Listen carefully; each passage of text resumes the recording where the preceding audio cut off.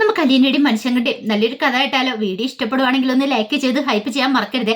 അതോടൊപ്പം തന്നെ ആദ്യമായി കാണുന്നവരാണെങ്കിൽ സബ്സ്ക്രൈബ് ചെയ്യാനും മറക്കരുത് കേട്ടോ.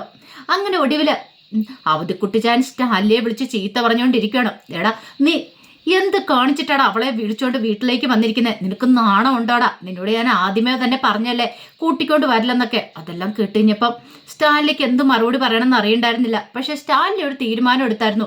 ആരൊക്കെ എന്തൊക്കെ പറഞ്ഞാലും ശരി, തൻ്റെ മകൾ അവള് 10-23 വർഷം അനാഥാലയത്തിൽ ജീവിച്ച. പക്ഷെ ഇനി അങ്ങനെ പാടില്ല. ഒരു കാരണവശാലും താൻ അവളെ ഇവിടുന്ന് പറഞ്ഞു വിടില്ല. ഇനിയിപ്പോൾ ഇതിൻ്റെ പേരിൽ ആരൊക്കെ ഭൂകമ്പം ഉണ്ടാക്കിക്കൊണ്ട് വന്നാലും ശരി. അങ്ങനെ സ്റ്റാലിൻ ഫോൺ വിളിച്ചിട്ട് വെച്ച് കഴിഞ്ഞ് തിരിഞ്ഞു നോക്കുമ്പോഴാണ് അലീന ഫോൺ വിളിച്ചോണ്ട് അല്ല നടക്കുന്നുണ്ട്. പെട്ടെന്ന് ഒരു നിമിഷം സ്റ്റാലിൻ ശ്രദ്ധിച്ചത് അലീന ഭയങ്കര സന്തോഷത്തോട് കൂടിയിട്ട് വികാരം നിർഭരമായിട്ട് വിളിച്ചോണ്ടിരിക്കുക. അത് മറ്റാരെയല്ല, ബാലേന്ദ്രനെ വിളിച്ചോണ്ടിരിക്കുക. അച്ഛാ, ഞാൻ പറഞ്ഞൊക്കെ ഓർമ്മയുണ്ടല്ലോ, മെഡിസിനും കാര്യങ്ങളൊക്കെ കൃത്യസമയത്ത് കഴിക്കണം. പിന്നെ അവിടെ എന്ത് പ്രശ്നം ഉണ്ടായാലും അച്ഛൻ അതിനകത്തൊന്നും ഇടപെടാൻ പോകുന്നും വേണ്ട. അറിയാലോ, അമ്മയുമായിട്ട് ഒരു പ്രശ്നത്തിനൊന്നും പോയേക്കരുതെന്നാണ് ഞാൻ ഉദ്ദേശിച്ചത്. അത് പിന്നെ മോളെ, നിനക്കറിയാലോ വൈജയുടെ സ്വഭാവം. ഞാൻ എത്രയെന്ന് വെച്ചാൽ സഹിച്ച് ക്ഷമിച്ച് മുന്നോട്ട് പോന്നേ. ഇപ്പം എന്നെക്കാളും കൂടുതലായിട്ട് ബബിതയും കൃഷ്ണമോളൊക്കെയാ വൈജയോട് പറയണേ. അച്ഛാ, അവരെന്തേലും പറഞ്ഞോട്ടെ, പക്ഷെ അച്ഛനൊന്നും പറയാൻ പോരുത്. അച്ഛന് ദേഷ്യപ്പെടാൻ പാടില്ലെന്നുള്ള കാര്യങ്ങളൊക്കെ അറിയാലോ. അച്ഛൻ്റെ അസുഖം എന്താണെന്ന് അച്ഛന് നന്നായിട്ട് ബോധം ഉണ്ടായിരിക്കണം. വെറുതെ അച്ഛന് ഒരു സീൻ ഉണ്ടാക്കാൻ നിൽക്കരുത്. അത് ഞാനായിട്ടൊരു പ്രശ്നത്തിനും പോകത്തില്ല. പക്ഷെ ഇങ്ങോട്ടേക്ക് വന്ന് കയറിയാണ്ടല്ലോ മോളെ, ഞാൻ വിട്ടുകൊടുക്കാനും പോകത്തില്ല. ഇതേ അച്ഛാ, ഞാൻ പറയുന്നൊന്ന് അനുസരിക്കുക. ഞാൻ പറഞ്ഞിട്ടുണ്ട് അച്ഛൻ അനുസരിക്കില്ലേ എന്നൊക്കെ പറഞ്ഞുകൊണ്ട് ഇങ്ങനെ അച്ചാന്നൊരു കുറേ തവണ പറയുന്നുണ്ട്. സ്റ്റാൻലി അത് ശ്രദ്ധിച്ചു. അങ്ങനെ കുറേ സമയം കഴിഞ്ഞിട്ടാണ് കോള് കട്ട് ചെയ്യുന്നത്. അപ്പോഴേക്ക് സ്റ്റാൻലി അലീന അടുത്തേക്ക് വന്നു. എന്നിട്ട് ചോദിച്ചു, ആരായിരുന്നു, ആരോടായിരുന്നു എന്നൊക്കെ ചോദിച്ച് സംസാരിക്കുന്നത്. അത് കടപ്പാട്ടർക്ക് വിളിച്ചായിരുന്നു, അച്ഛനെ വിളിച്ച് സംസാരിച്ചായിരുന്നു പറഞ്ഞു. അല്ല, ഞാൻ കുറച്ച് സമയമായിട്ട് ശ്രദ്ധിക്കുന്നുണ്ട്. അച്ചാന്ന് നീ കുറേ തവണ വിളിക്കുന്നുണ്ടായിരുന്നല്ലോ. അപ്പോഴേക്കും അലീനയ്ക്ക് മനസ്സിലായി ശ്രദ്ധിച്ചുകൊണ്ടിരിക്കുമായിരുന്നതാ. ഇവിടെ വന്നിട്ട് ഇത്ര സമയം, പക്ഷെ ഇന്ന് വരെ നീ എന്നെ പപ്പാന്നങ്ങനെ വിളിച്ച് ഞാൻ അധികം കേട്ടിട്ടില്ല. എനിക്കറിയാം നിനക്ക് ബാലേന്ദ്രനോടുള്ള ആ ഒരു അറ്റാച്ച്മെന്റ് എന്താന്ന്. പക്ഷെ എന്നോട് അത് കേട്ട് കഴിഞ്ഞപ്പോഴത്തേനും അലീന ഇന്ന് ഒരു നിമിഷവും നോക്കി. എന്നിട്ട് ചോദിച്ചു, അല്ല, ഞാൻ പപ്പാന്ന് ഇങ്ങനെ എല്ലാവരുടെയും മുന്നിൽ വിളിച്ചിട്ടുണ്ടെങ്കിൽ അത് പപ്പായ്ക്ക് ബുദ്ധിമുട്ടുണ്ടാക്കുന്ന കാര്യമല്ലെന്ന് ചോദിച്ചു. എന്ത് ബുദ്ധിമുട്ട്?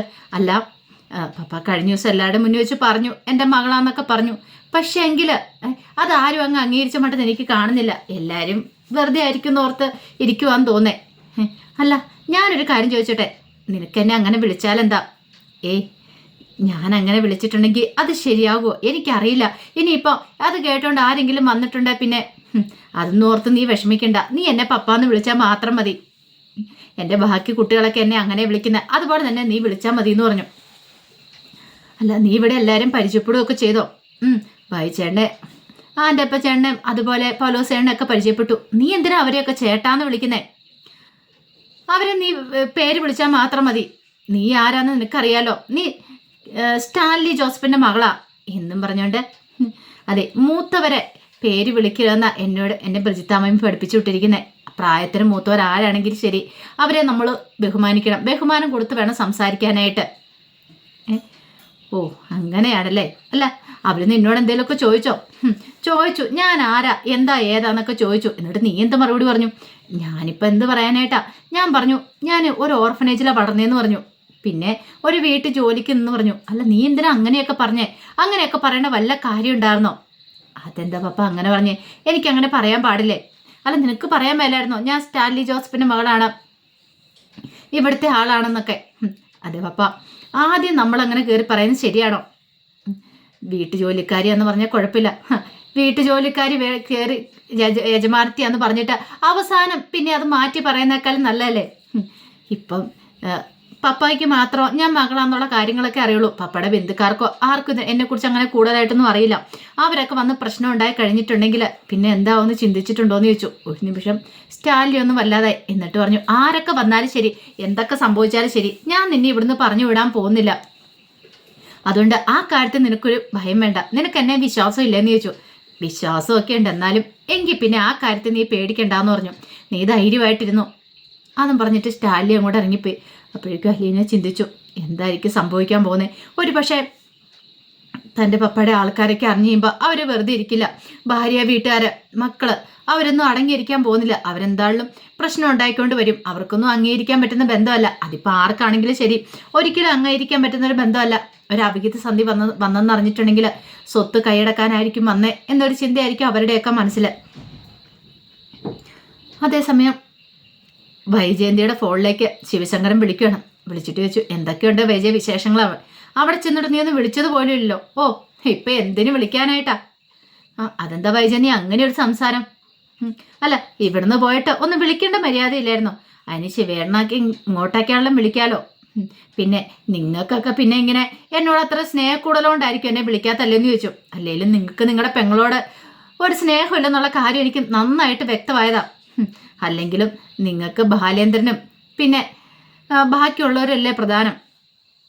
അത് കേട്ട് കഴിഞ്ഞപ്പോൾ ശിവശങ്കരൻ പറഞ്ഞു, വൈജയ് വിളിക്കാത്ത എന്തുകൊണ്ടാന്ന് നിനക്ക് നന്നായിട്ടറിയാം. പിന്നെ വരാത്തതിന് കാരണമെന്ന് നിനക്കറിയാം. അങ്ങോട്ട് കയറി വന്നു കഴിഞ്ഞിട്ടുണ്ടെങ്കിൽ ബാലേന്ദ്രൻ്റെ വാലിരിക്കുന്ന ചിലപ്പോൾ ഞങ്ങൾ കേൾക്കേണ്ടി വരും. കാരണം നിന്റെ കയ്യിലിപ്പം അങ്ങനെയാണല്ലോ. അടങ്ങി ഒതുങ്ങി നിൽക്കാനും പറഞ്ഞാൽ നിന്നെ ഇവിടുന്ന് അങ്ങോട്ട് പറഞ്ഞു വിട്ടെ. അവിടെ ചെന്നിട്ട് നീ അവിടെ എടുത്ത് തിരിച്ചു വെച്ചിട്ടുണ്ടെങ്കിൽ പിന്നെ ഞങ്ങൾക്ക് അവിടെ ധൈര്യത്തോട് കയറി വരാൻ പറ്റുമോ? ബാലേന്ദ്രൻ ആ ദേഷ്യവും കൂടെ ഞങ്ങളുടെ നേർക്ക് തീർക്കും.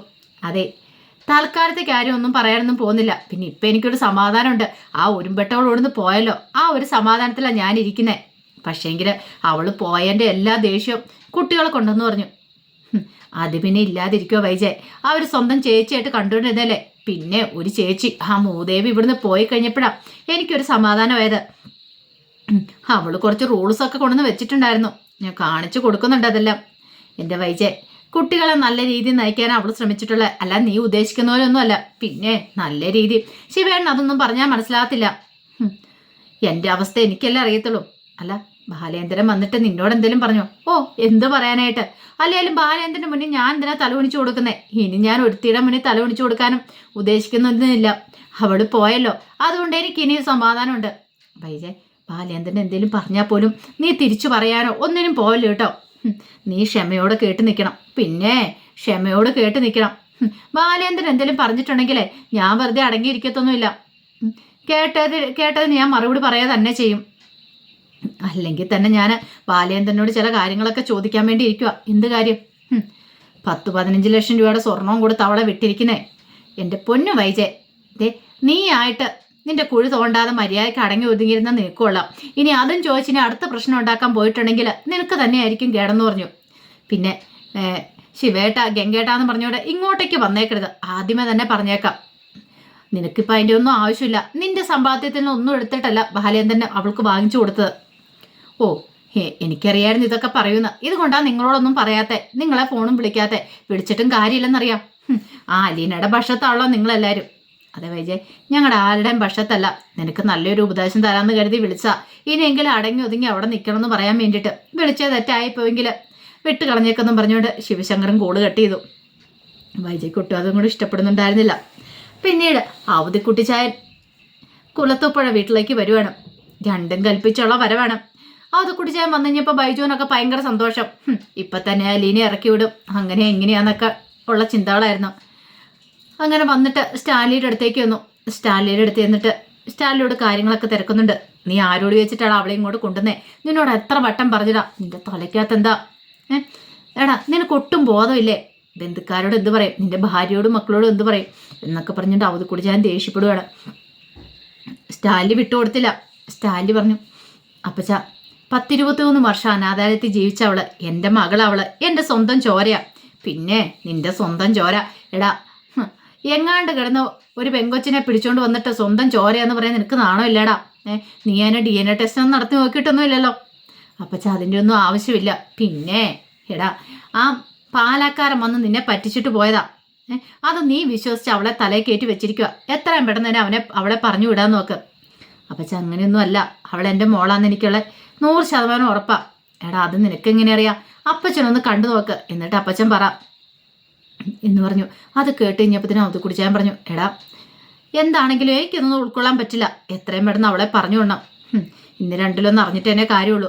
അവൾക്ക് എന്ത് വെള്ളം കൊടുക്കാന്ന് പറയാൻ മേലായിരുന്നു. അതും പറയാഞ്ഞേട്ട് നീ തലയിലേക്ക് കയറ്റി വെച്ചോണ്ടിരിക്കുക. ഇന്ന് ഒരു തീരുമാനം ഉണ്ടാക്കിയിട്ടാ ഞാൻ പോകുന്നുള്ളൂ. ഇനി എന്തായാലും പുല്ലലൂർക്ക് പോകുന്നതിന് മുമ്പ് അവളെ ഇവിടുന്ന് പറഞ്ഞു വിട്ടിട്ടുള്ളൂ. അതും പറഞ്ഞിട്ട് സ്റ്റാലിനോട് പറഞ്ഞു അവളെവിടെ കാണിച്ചു തരാനും പറഞ്ഞങ്ങ് ചെല്ലുവാണ്. അങ്ങനെ സ്റ്റാലി അവധക്കുടിച്ചായം കൊണ്ട് അലീനയുടെ അടുത്തേക്ക് പോയി. അവധക്കുടിച്ചായം പ്രതീക്ഷിച്ചുകൊണ്ടിരുന്ന ഏതോ ഒരു പെണ്ണ് അവള് മകളാണെന്നും പറഞ്ഞ് വന്നിരിക്കുക, അവളെ എത്രയും പെട്ടെന്ന് ഇറക്കി വിടാന്നൊക്കെ ഒരു ചിന്തയായിരുന്നു. പക്ഷേ അവധക്കുടിച്ചായൻ്റെ പ്രതീക്ഷകളെല്ലാം തെറ്റിച്ചാണ് അലീന മുന്നിലേക്ക് വരുന്നത്.